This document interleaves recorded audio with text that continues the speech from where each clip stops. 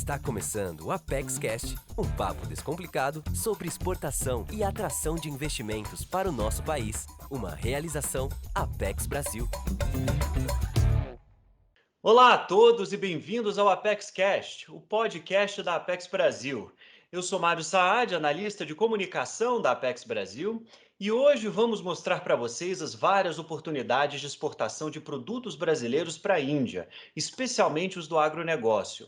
Você também vai saber como a Apex Brasil, o Adido Agrícola e o setor de promoção comercial e investimentos da Embaixada do Brasil na Índia podem te ajudar. No papo de hoje, damos as boas-vindas ao Luiz Marcos da Silva Júnior, COO do escritório da Apex Brasil na Ásia, ao Gustavo Westman, chefe do SECOM na Embaixada do Brasil na Índia, ao Dalci Bagolin, adido agrícola brasileiro no país, e ao Júlio Mariucci, gerente de vendas da Cooperáguas, uma cooperativa agroindustrial com bastante experiência no mercado indiano. Para começar, vou pedir que o Luiz Marcos nos conte um pouco sobre a atuação do escritório da Apex Brasil na Ásia e mais especificamente na Índia. Luiz Marcos, seja muito bem-vindo ao ApexCast. Bom dia, Mário, obrigado. É um prazer poder participar do ApexCast. Aproveito também para cumprimentar os nossos colegas hoje aqui conosco, o Gustavo, o Dalci, o Júlio e os demais ouvintes. Muito bom dia. Bom, vou começar falando um pouco dos escritórios, Mário. Hoje, a Apex dispõe de 9 escritórios no exterior, além dos que a gente tem no Brasil. E esses escritórios operam dedicados a ajudar as empresas brasileiras a avançarem em etapas nos seus projetos de expansão internacional. E também atuam para atrair investimentos estrangeiros diretos ao Brasil. Muita gente pergunta por que ter escritórios no exterior. Bom, eles são nossos pontos de apoio lá fora e eles são muito importantes, porque é por meio deles e da proximidade que eles têm com o mercado, por estarem imersos na realidade, no dia a dia desses países, que a gente consegue acompanhar o que esses mercados estão demandando, independente do que o Brasil tem a oferecer em termos de exportação. Em termos práticos, não basta a gente ter aqui um empresário brasileiro super animado em exportar o produto A, se naquele mercado internacional o interesse é para comprar o produto B. Então, é por meio desses escritórios que a gente acompanha no detalhe esses temas, como demanda de mercado, tendências de consumo, requisitos necessários à exportação, de embalagem, certificação, tarifa, etc., inovações no mercado, quais são as melhores práticas de negócios locais, etc. Essas são todas informações que são relevantes para o exportador brasileiro na hora de decidir a sua operação no mercado. E, claro, é imprescindível a gente dizer que esses escritórios operam de maneira integrada com os SETCOMs, que são os setores comerciais dos postos brasileiros no exterior.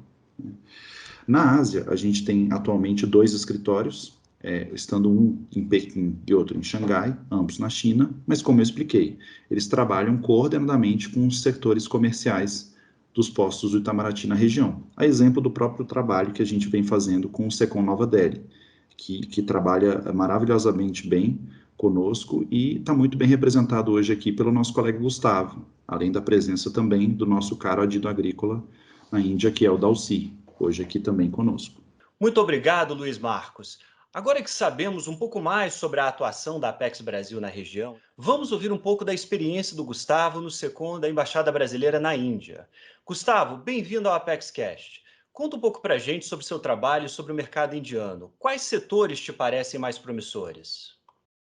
Olá, Mário, muito obrigado. Luiz, Dalci, Júlio, todos os ouvintes. Queria parabenizar a Apex, em particular, por essa iniciativa. Eu acho que esse tipo de ferramenta de comunicação tem sido bastante efetivo e tem trazido resultados bastante positivos. E, enfim, aproveitando o link do Luiz, o que a gente vê é que cada vez mais no Brasil, tanto da parte de governo quanto do setor privado, tem havido um crescente interesse pelo mercado indiano, pelas oportunidades oferecidas pela Índia. A Índia, que nos próximos anos deverá se tornar a terceira economia do mundo, com a maior população do mundo, um país extremamente dinâmico, com a classe média crescente. Estatísticas aí revelam que cerca de 80% da classe média mundial nos próximos 20, 30 anos deverá vir da Ásia, dos quais grande parte disso da Índia.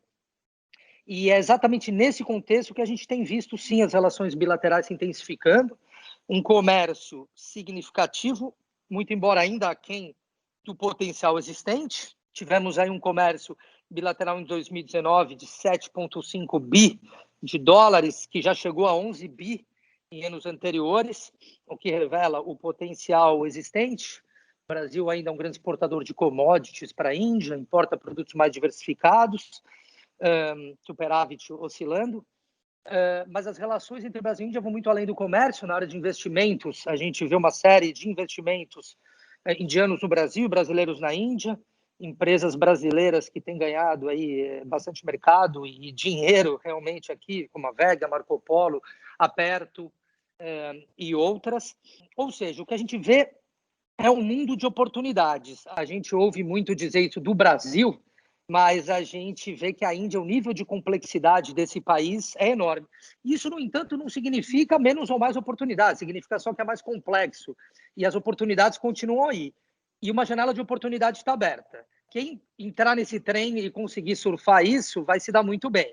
Eu estou achando que o Brasil está um pouco de fora, os empresários brasileiros ainda estão mais tímidos, são bastante reativos ainda a risco, mas se a gente comparar os mercados indiano versus os mercados da América do Sul, Europa e Estados Unidos, onde o empresariado brasileiro realmente tem atuado, a gente vê que o crescimento aqui, o potencial aqui é infinitamente maior. E isso significa entender o mercado indiano. E quando a gente fala em entender o mercado indiano, a gente fala em visitar o país, em apertar a mão das pessoas, né, em tomar o chai aqui com eles, que às vezes até um chá meio doce, comer aquela samosa apimentada, e desfazer estereótipos que no Brasil a gente tem, que muitas vezes não refletem a realidade, né? Então, por exemplo, no Brasil, muita gente pensa que a Índia, as pessoas são vegetarianas. Na verdade, não. 70% dos indianos não são vegetarianos. Isso significa entre 800 e 900 milhões de pessoas que comem, obviamente, carne de frango, carne de porco, muito menos carne de vaca, mas também carne de búfalo, enfim, e que aí existem potenciais, mas que a gente precisa entender melhor. Isso significa que o empresário brasileiro e o governo também precisam sair da zona de conforto com a qual a gente está acostumado e explorar as oportunidades aqui existentes, né? Falando especificamente do setor de alimentos e bebidas, um estudo recentemente realizado pelo setor comercial, que pode ser acessado nas plataformas do Itamaraty e da Apex também, também conhecido como Guia de Como Exportar para a Índia, tá? Eu recomendo bastante, ele dá um panorama geral aqui de como funcionam as relações com o país. Identificou que uma série de produtos de alimentos e bebidas têm um grande potencial de exportação do Brasil, cruzando pautas, né? Considerando produtos que a Índia importa muito, mas que o Brasil não exporta muito para a Índia, né? E a gente identificou aí frutas, óleos, grãos, carne de porco e de frango. É interessante nesse ponto comentar que, por exemplo, a indústria de bebida alcoólica da Índia gira em torno de 73 bilhões de dólares por ano, tá? A venda de alimentos embalados tem crescido 17% ao ano. O mercado gourmet está crescendo 20% ao ano. Em 2017, a Índia importou muito mais de 4 bi de produtos agrícolas, essencialmente, incluindo só, basicamente, frutos e nozes comestíveis. Alimentos processados, o consumo tem aumentado muito. Então, o que a gente tem que parar, olhar para essa realidade, ver onde o produto de cada exportador brasileiro, né, se encaixa e traçar uma estratégia que vai ser de médio prazo, talvez de longo prazo, tá? Mas cujas oportunidades e cujos retornos serão seguramente proporcionais no futuro. Isso, por exemplo, se reflete na falta de conhecimento do brasileiro sobre o perfil tarifário. Eu vinha falando com o Dalcy recentemente, tá? Muitas vezes fala, as tarifas na Índia são muito altas, tal, então não vou exportar para a Índia. O que a gente esquece, no entanto, é que esses produtos a Índia está importando de algum outro país, aos quais as mesmas taxas geralmente são aplicadas, certo?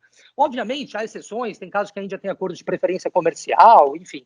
Mas, grosso modo, tá, apesar das taxas serem altas, o nosso produto está competindo com produtos de outros países cujas mesmas taxas se aplicam. Isso é importante a gente ter em mente e desmistificar essas coisas.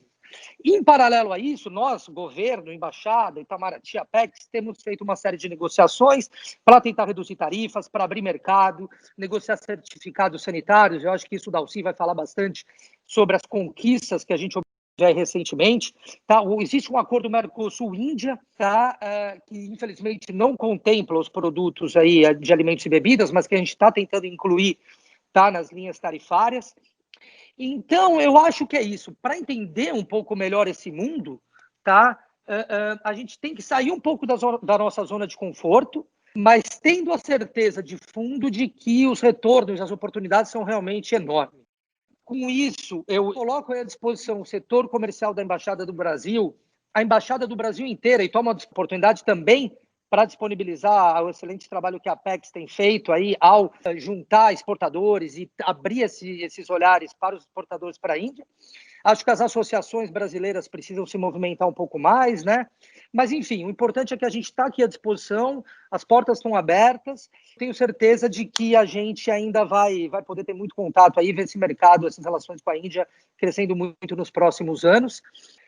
Bom, e para vocês que estiverem interessados em saber um pouco mais sobre as atividades do SECOM ou pedir algum apoio a gente, estamos aí 100% à disposição, pode escrever um e-mail para secom.newdelhi@itamaraty.gov.br e nossa equipe terá o maior prazer em orientá-los e no que a gente puder fazer e no que não puder encaminhar a demanda de vocês para quem possa. Mas fiquem seguros aí que o SECOM da Embaixada do Brasil em Nova Delhi tem sido bastante ativo e sempre aberto ao setor privado brasileiro. Nós que agradecemos, Gustavo. Muito obrigado pelo seu relato. Vamos aproveitar que você mencionou setores promissores para perguntar ao Dalci, o adido agrícola na Índia, sobre as oportunidades para o agronegócio brasileiro no país. Dalci, bem-vindo ao ApexCast. Obrigado, é um prazer muito grande estar participando desse podcast, que eu tenho certeza que vai trazer muita curiosidade, trazer atenção do Brasil para a Índia. O Brasil tem uma pauta muito concentrada de exportações do agro para a Índia, basicamente concentrada em óleo de soja e açúcar. Então, um grande desafio nosso que o Ministério da Agricultura nos orienta é tentar diversificar a pauta de exportações. E para diversificar a pauta e poder alcançar as oportunidades todas que o Gustavo estava se referindo, e muitas vezes é necessário que haja um acordo sanitário e fitossanitário para cada produto, que estabelece, então, os requisitos sanitários ou fitossanitários, produtos de origem animal e vegetal. Então, desde que nós chegamos, a gente trabalhou forte nessa área e conseguimos algumas conquistas. Por exemplo, a gente conseguiu aprovação do certificado sanitário para carne suína, que era um produto que estava uma longa negociação que estava ocorrendo. Nós renegociamos o certificado de carne de frango, que era um certificado bastante antigo, e conseguimos ter a primeira exportação de carne de frango ano passado, o primeiro container chegou na Índia.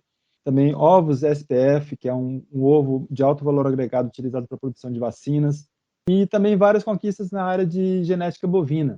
Durante muitos anos, durante séculos, o Brasil importou genética da Índia para gado zebu, e agora a gente está numa situação que a gente está exportando genética bovina para a Índia, devido ao grande melhoramento que ocorreu na genética bovina brasileira.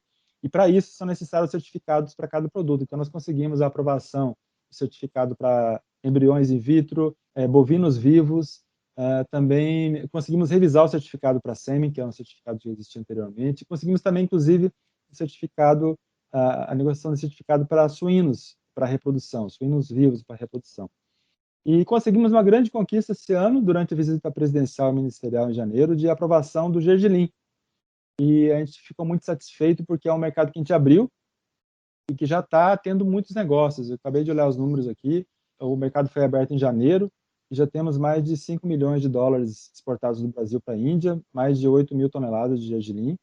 E a gente fica muito contente com isso, porque muitas vezes a gente trabalha, luta para conseguir abrir o mercado, e depois que o mercado é aberto, e entra aí a questão da promoção comercial, a própria situação dos empresários, o mercado não deslancha. Então, nesse caso, o gergelim realmente fico muito satisfeito pela abertura, foi bastante rápida até, e que o mercado já está rodando.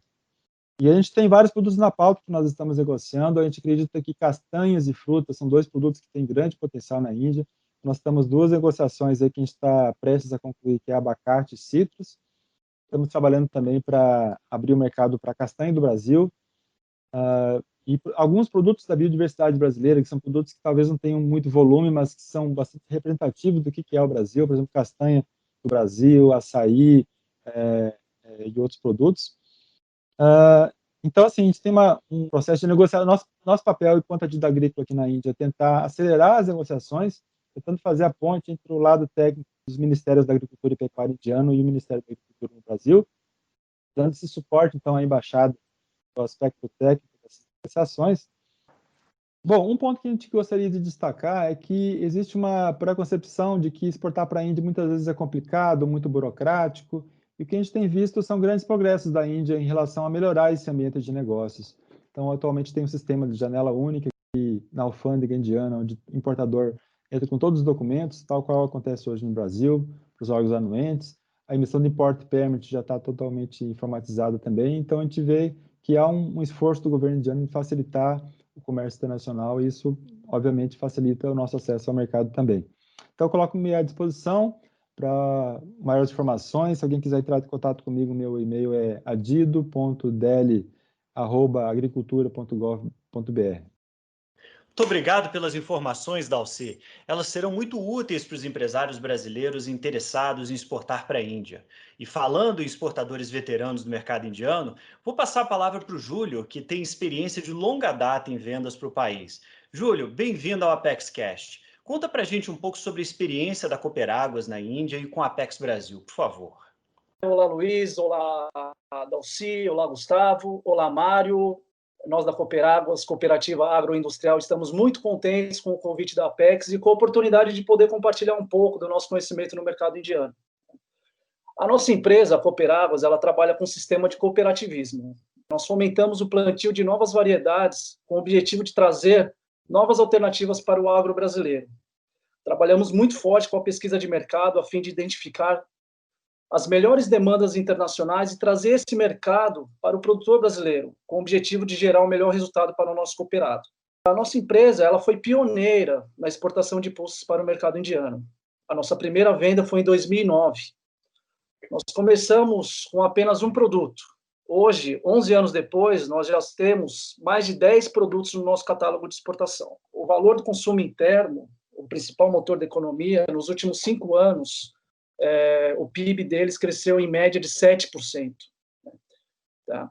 Falando um pouco da negociação com os indianos, a negociação com os indianos não é nada fácil. Tá? É um mercado extremamente protecionista, eles mudam de regra do dia para a noite. Tá? É um mercado que deve ser seguido pelo exportador diariamente, dia e noite. Né? Há muitas barreiras não tarifárias, há muitas regulações fitossanitárias que sempre estão em constante mudança. Então, o exportador tem que estar sempre atento para cumprir todas as exigências, principalmente fitossanitárias. O consumo de alimentos na Índia ele é muito interessante. Ele é feito 80% do consumo de alimentos é feito em feiras livres. Tá? O varejo na Índia não é uma coisa muito difundida, não é muito desenvolvido, mas também não chega a ser uma barreira. Tá? É preciso gastar um pouquinho mais de sola de sapato, ir para a Índia, conhecer o mercado melhor, encontrar o canal ideal de distribuição. Mas uma vez estabelecidas essas conexões, as possibilidades de negócio são muito grandes. Nós focamos muito em pesquisa de mercado. Né? O mercado da Índia é muito dinâmico, como já foi falado anteriormente. É um mercado que tem várias safras em diferentes regiões da Índia e vários fornecedores também para esse país. Né? Então, nós focamos muito na pesquisa de mercado, do clima, da área plantada dos concorrentes, da área plantada da Índia também, das regulações, para poder ter um melhor sucesso na venda dos nossos produtos. Falando um pouco do mercado durante a pandemia, a Índia se mostrou muito resiliente. Tá? Ela não parou de comprar do Brasil, ela seguiu comprando e agora até um aumento na demanda devido a um problema com as safras locais. A balança comercial Brasil-Índia em 2019, falando só em exportações agropecuárias, somaram 676 milhões de dólares, com um superávit de 590 milhões. O feijão ele está entre os 10 produtos mais exportados desse segmento. Falando um pouco das nossas perspectivas para o mercado indiano, a Índia é o segundo país mais populoso do mundo, é a terceira maior economia entre os países asiáticos e uma que mais cresce no mundo. Né? Tem um mercado gigantesco e até 2025 terá a maior população do planeta. Falando para os ouvintes, empresas que têm vontade de exportar, eu acho que os exportadores devem começar exportando por uma trading, por uma comercial exportadora, conhecer as regulações, conhecer o mercado, e aí, então, depois, fazer viagens para a Índia, reuniões com os players, os atores do mercado, né? Que é um mercado que não é muito simples, é um mercado muito profissional. Por fim, queremos agradecer à Apex, a nossa parceria de sucesso. Com muita sinergia nas ações, participações das feiras, nós conseguimos apresentar, mostrar a qualidade dos nossos produtos, a excelência e o profissionalismo da Cooperáguas para o mercado internacional. Deixo aqui o nosso contato. Quem quiser conhecer um pouco mais da nossa empresa, o nosso site é o www.cooperaguas.com.br. Muito obrigado, um abraço a todos. Muito obrigado a você, Júlio, pelas informações. Essas dicas vão ser muito valiosas para os empresários brasileiros que querem exportar para a Índia. Antes de encerrarmos esse episódio, vou pedir que o Luiz Marcos nos conte um pouco sobre as expectativas em relação ao futuro da economia indiana e sobre como a Apex Brasil pode ajudar as empresas brasileiras a chegarem lá. Luiz Marcos, por favor. Obrigado, Mário. Bom, para falar um pouquinho da perspectiva futura do mercado indiano, né, que hoje é, sem dúvida, um mercado, um dos motores propulsores aí do BRICS, eu acho interessante a gente avaliar isso a partir de um viés comparativo entre China e Índia, tá? Principalmente pegando as últimas 3 décadas. Então, por exemplo, além da população total, que é em patamares muito semelhantes, né? A gente está falando de vastos mercados consumidores internos, a Índia e a China compartilham de outros pontos também comuns.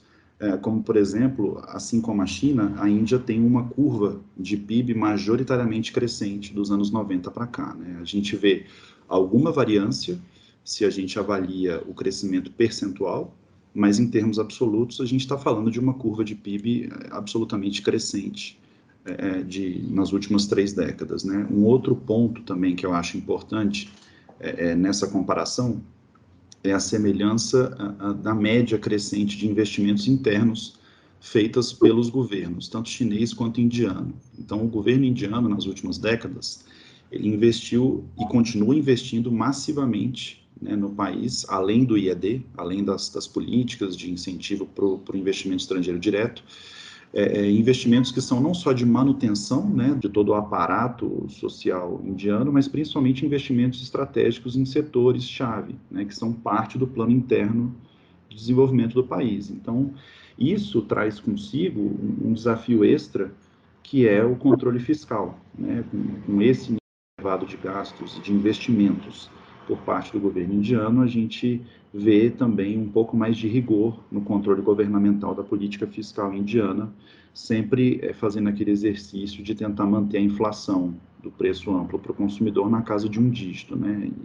E isso é um desafio com esse nível de investimento em geral por parte do governo.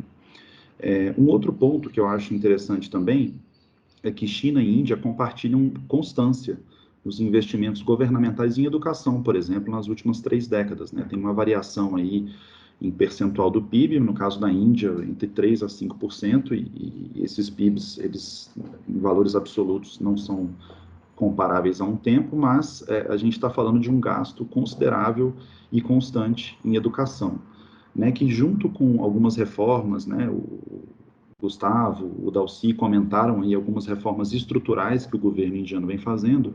Então, essas reformas regulatórias e toda essa mudança de facilitação do ambiente de negócios interna, ela casa muito bem com esse investimento massivo na parte de educação e incentiva o empreendedorismo e a competitividade interna, especialmente nesses países, né, como China e Índia, que tem uma população economicamente ativa bem maior do que a maioria.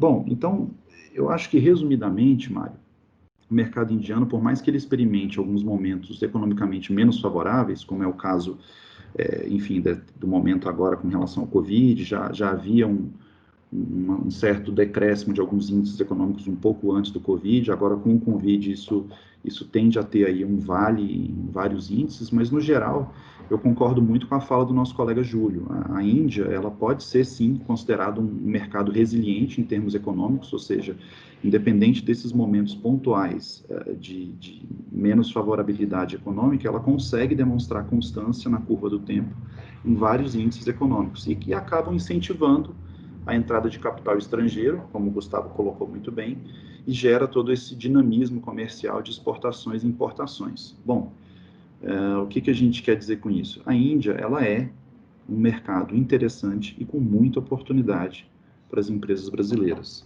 E aí tem também uma fala que eu acho muito interessante do colega Gustavo, que eu acho muito bom a gente ressaltar aqui antes de terminar, é que à medida que esses investimentos internos avancem, não só feitos pelo governo, como pela iniciativa privada ou IED, né, à medida que esses incentivos avancem na sociedade indiana e o governo traga e faça mais políticas e programas de incentivo à produção e ao empreendedorismo local, né, isso torna a Índia um mercado cada vez mais competitivo. Então, para o empresariado brasileiro que está nos ouvindo, né, o Júlio é testemunha disso também, a gente sabe que em um mercado cuja tendência é se tornar cada vez mais competitivo, quanto mais cedo você inicia a sua operação, melhores são as suas chances de ter custos menores na operação, melhores são as suas chances de experimentar um ambiente de negócio menos competitivo do que você tomar essa decisão de iniciar o mercado indiano daqui a 5, 10 anos. Tá? A tendência é que você experimente mais dificuldade com o passar do tempo. E, bom, para resumir, em termos práticos, né, como é que a Apex Brasil e o Secom podem me ajudar nessa história? Né? O que eu, como empresário, posso esperar de apoio da Apex Brasil e do Secom de Nova Delhi, e dos colegas aí do Gustavo, do Dalcy, de toda a equipe? A gente pode auxiliar vocês a tirar dúvidas e conseguir informações que são necessárias à decisão de exportação, tarifas, requisitos de aduana, certificados, rótulos. A gente consegue ajudar vocês a tirarem essas dúvidas, e são dúvidas que são importantes para a decisão de exportação e de entrada no mercado. A gente consegue auxiliar vocês a localizar importadores para os seus produtos. A gente consegue ajudar a auxiliar o processo de busca por prestadores de serviço locais, ou seja, prestadores de serviço lá na Índia, e aí isso varia de acordo com a maturidade e o estágio de desenvolvimento internacional que a sua empresa está. Então, vão ter empresas que estão na etapa de solicitar apoio para localizar um distribuidor, para localizar fornecedor para armazenagem, pick and pack, etc. E tem outros empresários que vão solicitar ajuda para outro tipo de serviço local, contabilidade, serviço jurídico, etc. Mas o fato é que, independente desse estágio, a gente consegue apoiar e dar alguma ajuda para que vocês tenham essa segurança a mais na hora de tomar a decisão. A gente consegue auxiliar a busca por parceiros locais e, no caso de projetos prontos e estruturados para captação de investimento, a gente pode também buscar algum investidor que esteja apto a investir em determinado setor, claro, com um projeto certo e bem estruturado de captação de investimento por parte da empresa. Então, acho que, resumidamente, Mário, é nisso que a gente consegue ajudar e, bom, mais uma vez agradecer a oportunidade, obrigado aos colegas, ao Gustavo, ao Dalcy, ao Júlio, e obrigado pela oportunidade. A gente segue à disposição. Para você que está interessado e quer saber um pouco mais sobre isso, eu vou deixar os meus contatos. O meu e-mail é luis.marcos@apexbrasil.com.br, Luiz com Z, Marcos com O. Pode entrar em contato comigo também através do telefone 2027-0362. Eu estou à disposição para ajudar a esclarecer as dúvidas e mostrar como é que os nossos escritórios na Ásia e o Secom de Nova Delhi podem ajudar os senhores. É isso, pessoal. Agradeço ao Luiz Marcos, ao Gustavo, ao Dalcy e ao Júlio pela conversa de hoje sobre as oportunidades oferecidas pela Índia às empresas brasileiras. Convido vocês, nossos ouvintes, a ficarem atentos ao site da Apex Brasil em www.apexbrasil.com.br, porque sempre temos muitos serviços e informações para exportadores e investidores. Se você gostou desse episódio e quer se manter informado sobre nosso conteúdo, lembre-se de clicar no botão seguir na sua plataforma favorita, para não perder nenhum lançamento. Um abraço e até a próxima. Esse foi o ApexCast, um podcast da Apex Brasil. Visite nosso site www.apexbrasil.com.br.